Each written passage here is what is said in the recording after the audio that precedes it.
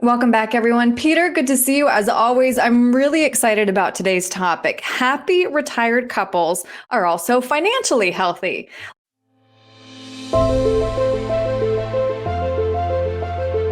Long before you leave the workforce, talk with your partner about what each of you wants to do, where you want to live, and what you want to spend in retirement. So today we're taking a closer look at the topics that successful couples asked one another in order to become successful and happy retirees.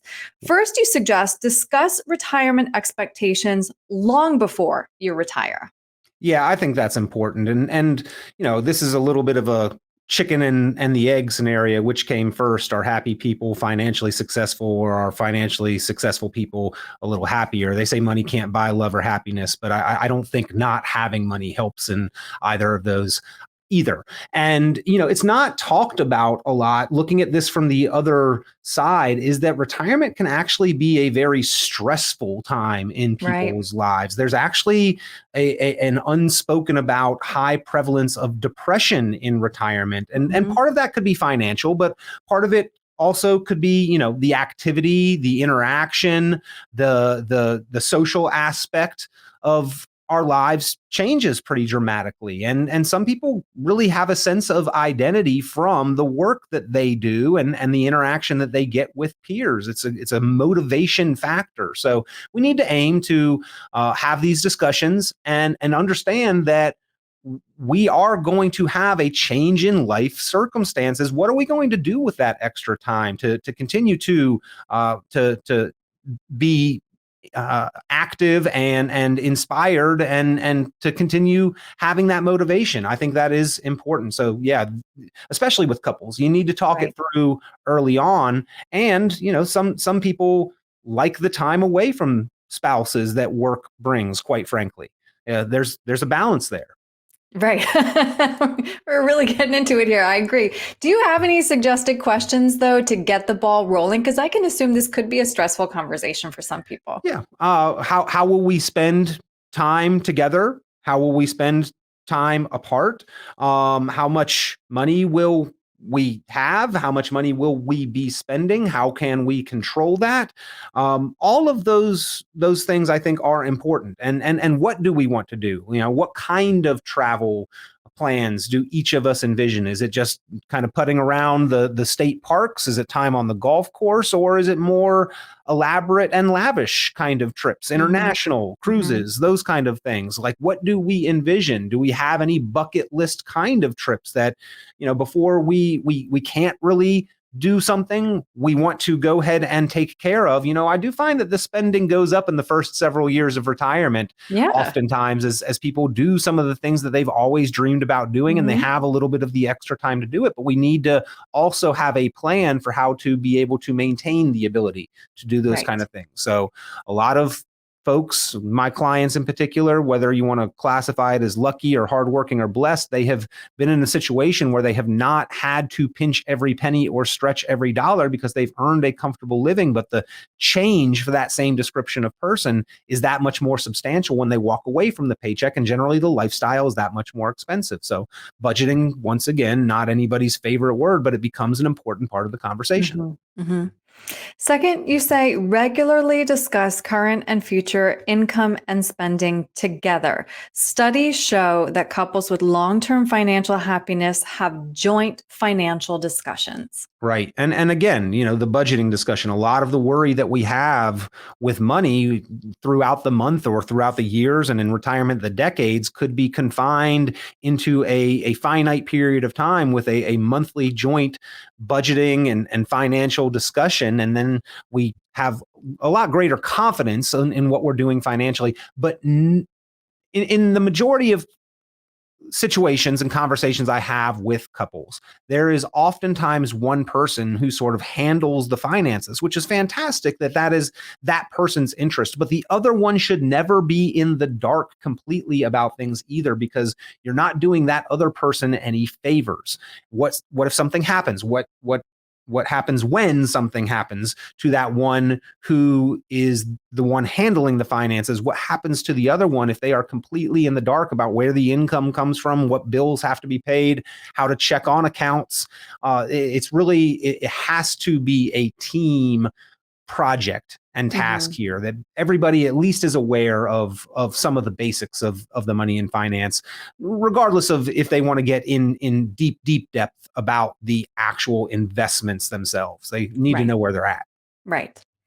Third, you say acknowledge differing needs or wants. This is a good rule of marriage or partnership In general, any time of life. Indeed. And I think every marriage and partnership has that bit of a yin and yang, right? Is that there's always some balance there where, well, this is one person's strength. It is not mine. This is my weakness. So having a complementing dynamic in the relationship is always valuable.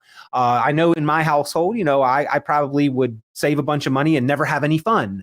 My wife might have a different personality, but we have to learn to not cause conflict with that, but appreciate what the other one brings to the table, because he or she who dies with the biggest pile of money is not necessarily the winner. We've got to enjoy life along the way, but we also need to save to be able to continue to enjoy a quality of life into future years. So that balance is important there. And I think that, yeah, we've got to have those regular conversations and discuss that. And then last, you say consider life insurance. I think there are probably some retired couples who think they're probably too old for it. It is a common phenomenon that on the day that we retire, we've got the biggest pot of money that we've ever had. Our personal wealth is hopefully on that day higher than it's ever been. And the house may be paid off. We're not needing to replace an income. We're in fact leaving the income on purpose. The kids are up and raised. So all of those things may lead us to the conclusion that we no longer need life insurance. But I know in my personal situation, I am going to want to be able to spend my money together with my wife with confidence and enjoy ourselves in retirement. And really the only way I feel at this point that I'm going to be able to do that is by giving her the means to refill the bucket if we do happen to spend that balance down over time. And as you begin to retire and withdraw from accounts, that does have a habit of happening. The balances can begin to go down over time. In fact, I find that people tighten up a little bit the very first time they have to take money out of those retirement accounts instead of being a contributor to it. Well, over the course of decades, that feeling can really grow and accelerate as we do see the balance diminish. But life insurance would give that spouse the ability to refill the bucket when something happens. So giving you yourself the confidence to spend together and enjoy time and money in retirement. And,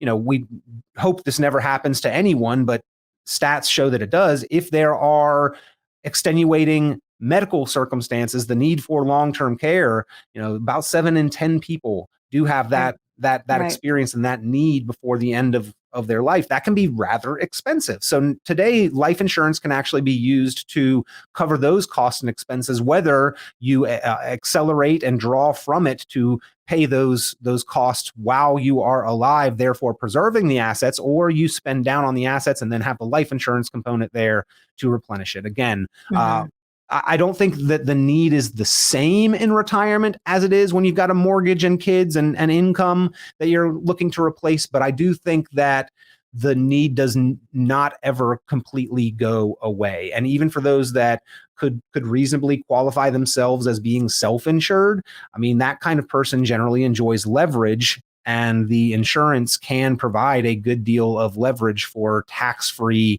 legacy asset transfer as well. Mm-hmm. I really, again, like this topic, Peter, and it shows how much you focus on kind of a holistic retirement plan. If somebody wants to talk through anything that we've covered today, what's the best way to reach you? Yeah, give me a call at Richon Planning, 919-300-5886, 919-300-5886. You can visit online, richonplanning.com. It looks like Rich on Planning, or you can email me, Peter at richonplanning.com. All right. Peter, thank you. Always a pleasure. Thank you.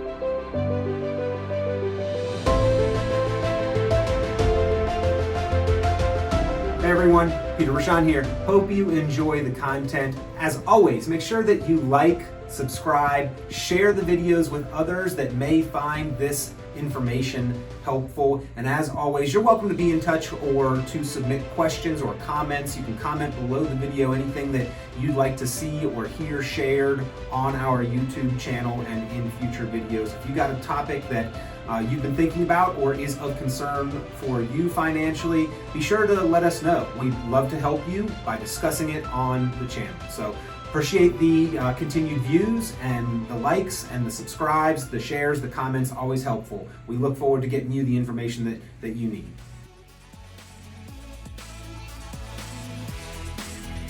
This has been Planning Matters Radio. The content of this radio show is provided for informational purposes only and is not a solicitation or recommendation of any investment strategy. You are encouraged to seek investment, tax, or legal advice from an independent professional advisor. Any investments and/or investment strategies mentioned involve risk, including the possible loss of principal. Advisory services offered through Brookzone Capital Management, a registered investment advisor. Fiduciary duty extends solely to investment advisory advice and does not extend to other activities such as insurance or broker-dealer services. Advisory clients are charged a quarterly fee for assets under management, while insurance products pay a commission, which may result in a conflict of interest regarding compensation.